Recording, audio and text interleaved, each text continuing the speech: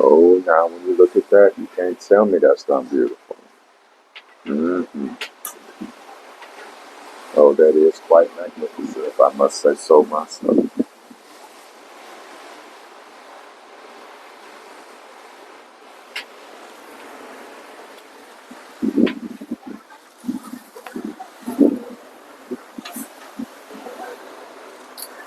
Good evening. Just enjoying this beautiful view. But as always, I wanted to make sure I had time to go ahead and give you guys a story tonight. I didn't want to leave your evening without one. Tonight I'm going to read another section of The People Could Fly. This is actually the title of the book. It is by Virginia Hamilton. Again, my favorite stories. All right, let's get to it. They say the people could fly. Say that long ago in Africa, some of the people knew magic. They would walk up on the earth like climbing up on the gate, and they flew like blackbirds over the field, black shiny wings flapping against the blue of the earth. Then many of the people were captured for slavery. The ones that could fly shared their wings. They couldn't take their wings across the water on the slave ships. Too crowded, don't you know? The folks were full of misery, got sick from the up and down of the sea. So they forgot about flying when they could no longer bring the sweet scent of Africa. Say the people who could fly kept their power, although they shared their wings.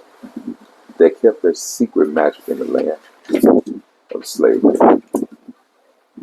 They looked the same as the other people from Africa who had been coming over, who had dark skin.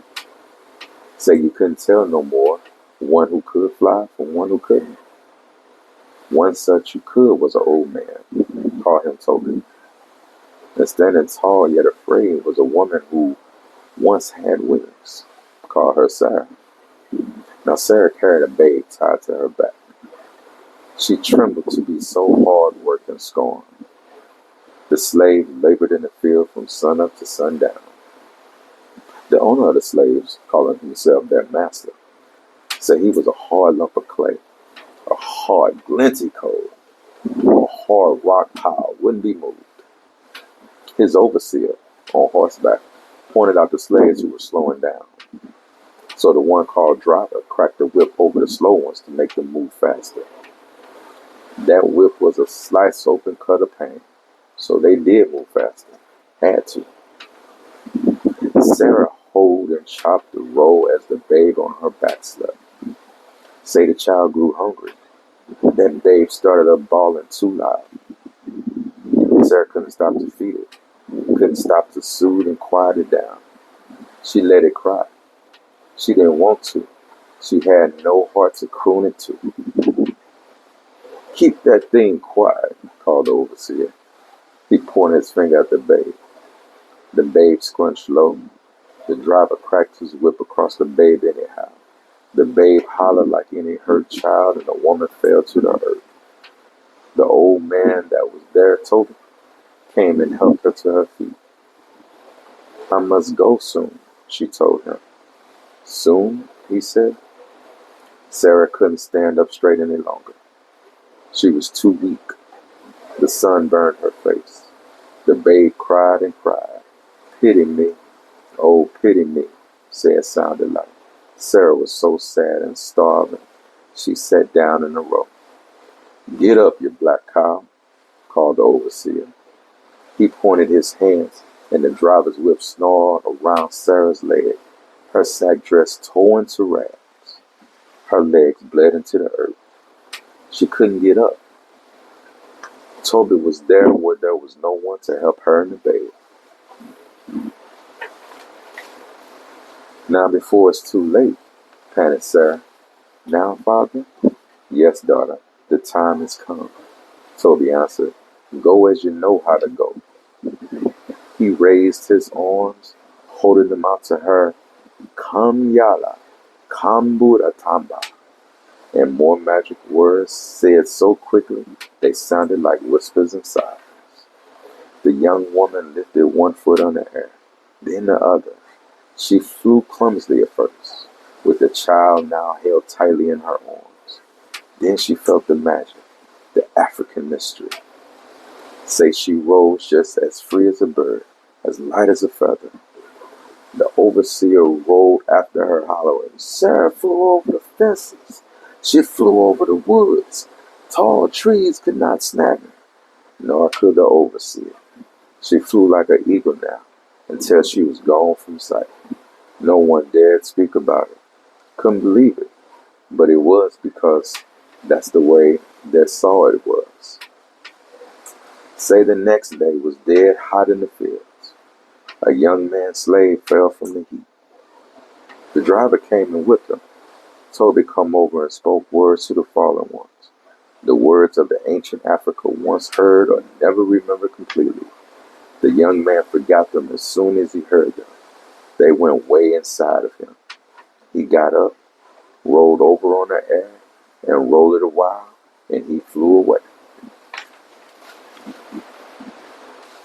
Another and another fell from the heat. Toby was there. He cried out to the fallen and reached his arms out to them. Come, Kuka Yala, come, Tamba, whispers and sighs. And they too rose to the air. They rode the hot breezes. The ones flying were black and shining, sticks wheeling above the head of the overseer. They crossed the roads, the fields, the fences, and streams, and were away. Seize the old man, cried the overseer. I heard them say the magic word, seize them. The one calling himself master come running. The driver got his whip ready and curled around old Toby and tied him up. The slave owner took his hip gun from its place. He meant to kill old black Toby. But Toby just laughed. Say he threw back his head and said, he, don't you know who I am? Don't you know some of us in this field? He said it to their faces. We are the ones who fly. And he sighed the ancient words that were dark promise. He said them all around to the others in the field under the whip. Buddha Yala, Buddha Tamba. There was a great outcry. The bent back straightened up.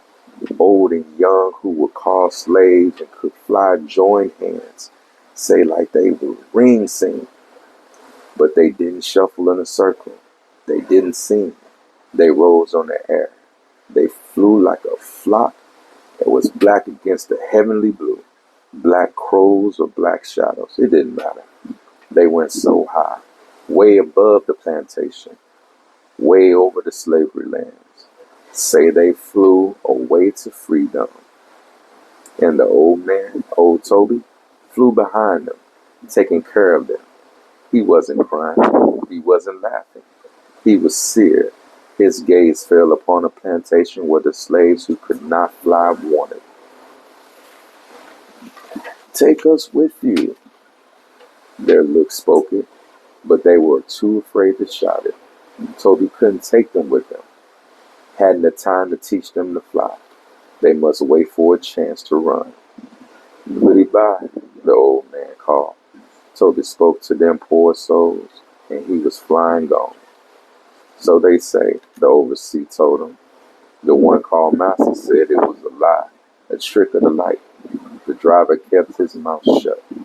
The slaves who couldn't fly told about the people who could fly to their children when they were free. When they sat close before the fire in the free land, they told it. They did so love firelight and freedom, and telling that they, the children of the ones who could not fly, told their children. And now me, I have told you. It's a beautiful story. The people could fly. As always, I hope you enjoyed tonight's story. And if you did, please subscribe. There are many more to come. All right. You have a good night.